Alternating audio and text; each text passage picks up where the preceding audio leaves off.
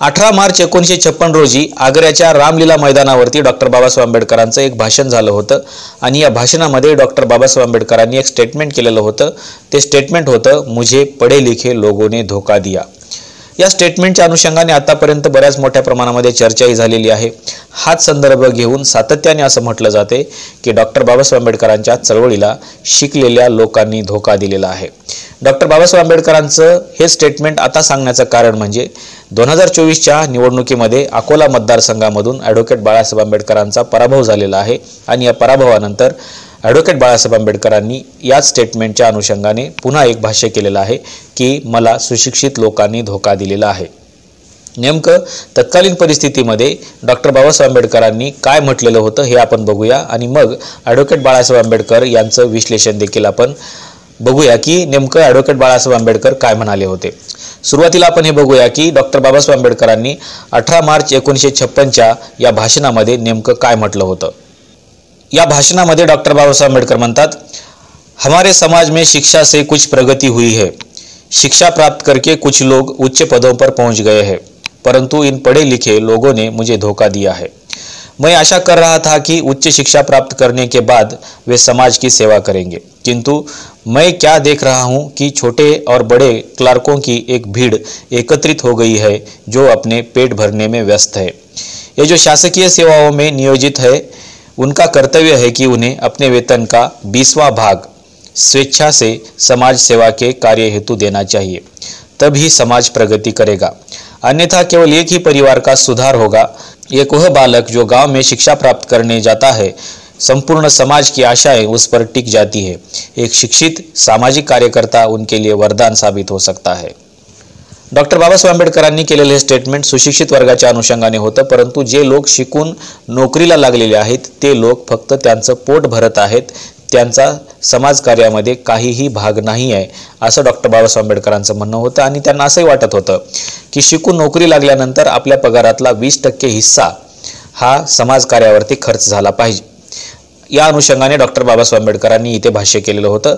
Doctor Babasaheb आंबेडकरांनी ही तत्कालीन परिस्थितीमध्ये ज्या निवडणुका लढवल्या होत्या त्या निवडणुकांच्या अनुषंगाने बाबासाहेब आंबेडकरांनी स्टेटमेंट केलेलं नव्हतं। आता आपण येऊया ॲडव्होकेट बाळासाहेब आंबेडकर जे विश्लेषण करत आहेत की मला सुशिक्षित लोकांनी मतदान केलेलं नाही।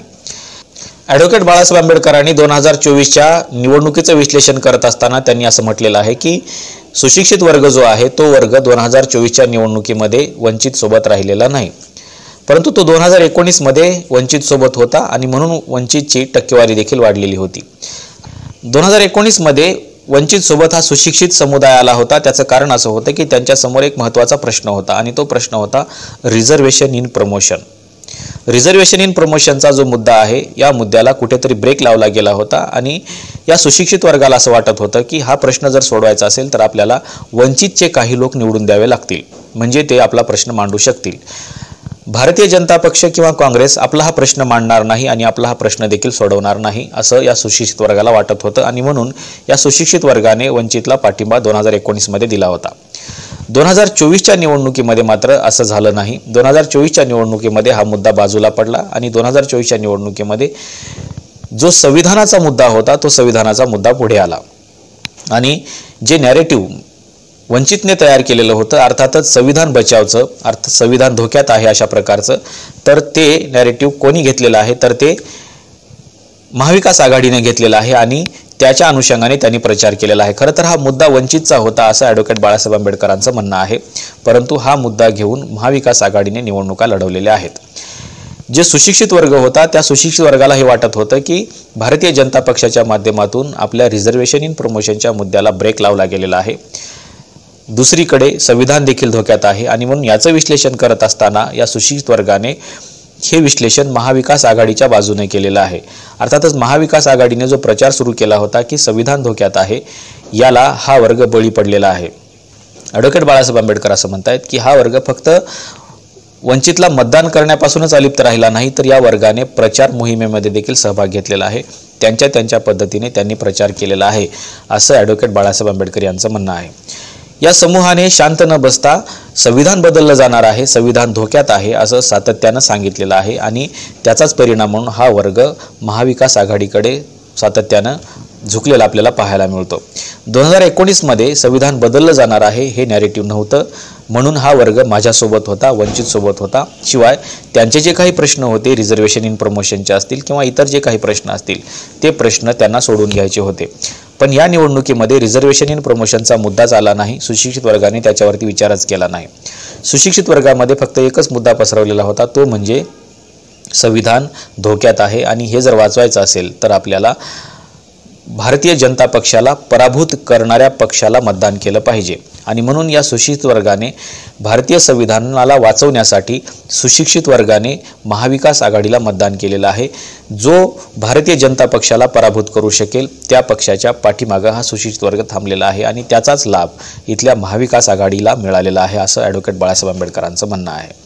BBC पत्रकाराने पुन्हा एक प्रश्न ॲडव्होकेट बाळासाहेब आंबेडकरांना विचारला होता की हा विश्वास तुम्ही देऊ शकले नाही का की आम्ही निवडून येऊ शकतो आणि आम्ही निवडून आलो तर संविधान बदलू देणार नाही, हा विश्वास तुम्हाला देता आला नाही का?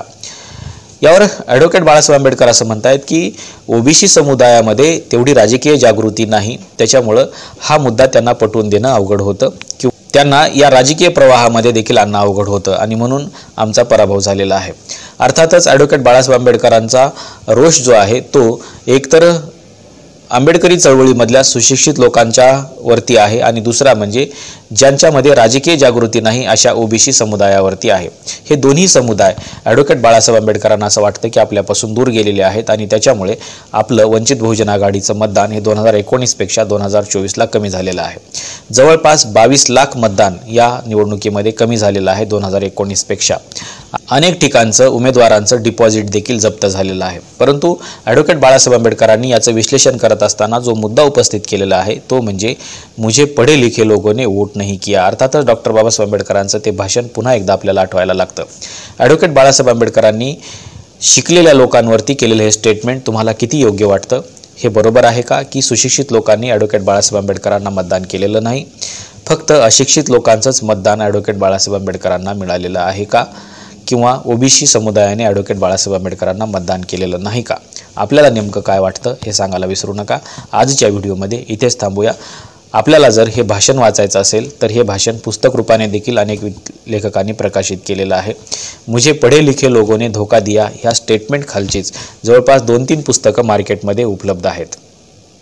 आपण ही पुस्तकं नक्की वाचा किंवा 18 मार्च 1956चं डॉक्टर बाबासाहेब आंबेडकरांचं आग्र्याचं हे भाषण देखील नक्की वाचा. आजच्या व्हिडिओमध्ये इथेच थांबूया. धन्यवाद.